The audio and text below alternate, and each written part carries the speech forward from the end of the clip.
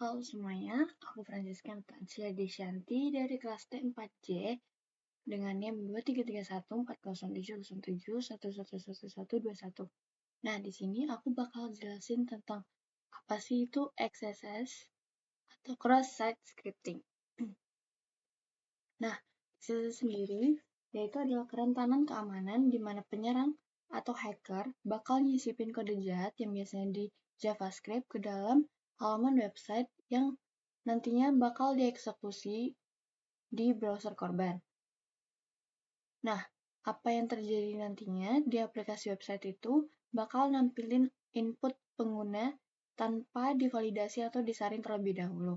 Nah, XSS ini dapat digunakan untuk mencuri data-data sensitif seperti kayak login, cookie login, atau mengubah tampilan halaman website, atau nantinya bakal diarahkan ke situs yang berbahaya sekalipun. Nah, XSS sendiri ini ada 3 jenis, yaitu yang pertama, Reflected XSS, atau biasa disebut Non-Persistent XSS, yang mana nantinya bakal terjadi kalau misalkan inputan berbahaya dari pengguna atau user, biasanya dikirim melalui URL atau form yang nantinya di-reflected sama servernya ke halaman website tanpa disimpan secara permanen. Yang mana contohnya kalau misalkan sebuah situs rentan ditampilkan input pencarian langsung tanpa kayak pemfilteran gitu, hacker biasanya langsung membuat link jahat. Terus nantinya script jahat akan dieksekusi di browser user gitu. Nah, serangan ini biasanya dibutuhkan buat interaksi. Pakai interaksi antara hackernya sendiri dan usernya. Biasanya disebut phishing atau pencurian session cookie. Nah, yang kedua ada stored XSS atau persistent XSS yang lebih berbahaya karena payload jahatnya biasanya kayak script atau tag HTML berbahaya ini disimpannya secara permanen di database aplikasinya. Nah, misalnya di kolom komentar, forum, atau pesan. Terus yang ketiga ada DOM-based XSS, yang mana serangan ini sepenuhnya bakal terjadi di browser atau di kliennya sendiri, tanpa melibatkan server. Yang mana kerentanan ini bakal muncul kalau misalkan aplikasi website digunakan user dari URL atau form yang digunakan atau dikirim sama hackernya. DOM-based ini itu dimanipulasi dengan cara yang nggak aman, seperti inner HTML atau document write. Biasanya website ini bisa kayak ditumpuk-tumpuk gitu, hacker bisa bikin website di atas website. Nah, di sini aku bakal ngasih tahu gimana XSS itu pakai lab Portswigger. Nah, sebelumnya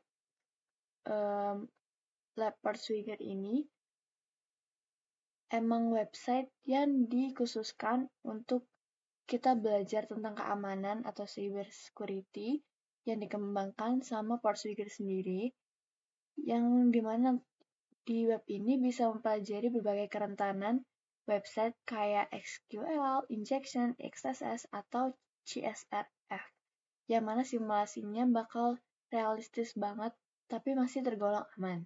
Nah, sebelum kita pakai website Portswigger ini, kita diharuskan untuk login terlebih dahulu ya. Nah, sebelum kita testing, kita klik Reflected XSS, yang mana kita bisa klik testing, terus kita scroll. Nah, ini kita Reflected XSS into HTML context.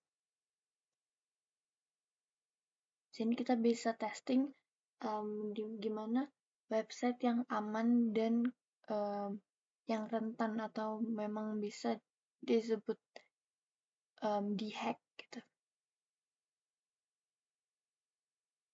Nah, tampilannya nanti seperti ini. Kita bisa cek kayak tes biasa aja tes.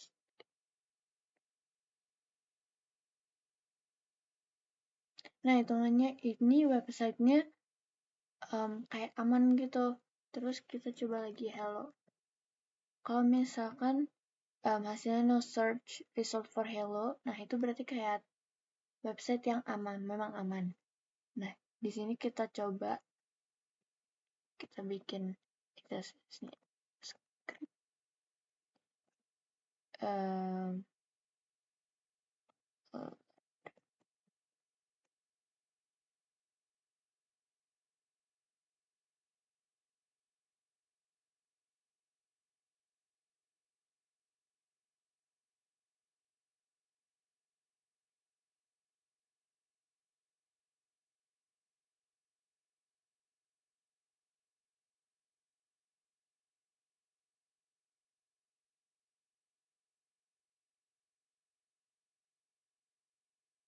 Nah, kita kalau udah bikin script kayak gini, kita enter.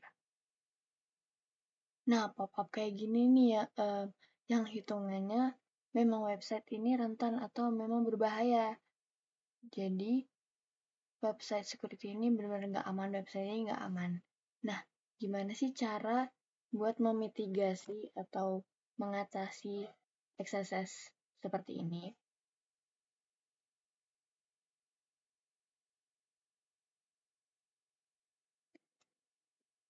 Nah, cara untuk melakukan mitigasi serangan XSS ini, kita bisa terapin beberapa langkah pencegahan dasar.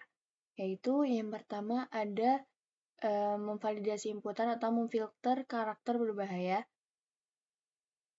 seperti HTML Special Chart atau PHP atau DOM Purify pakai JavaScript yang mana menyangkut karakter berbahaya kayak bracket, add, n atau tanda petik 2 yang mana sebelum menampilkan data di halaman website itu pastinya ada karakter-karakter kayak gitu ya. Jadi kita harus memfilter karakter berbahaya yang kayak gitu, yang seperti itu.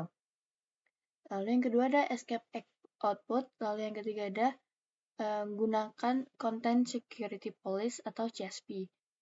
Yang mana kita harus menambahkan header CSP untuk memblokir atau mengeksklusi script-script inline dan sumber eksternal yang sama sekali nggak terpercaya di website tersebut.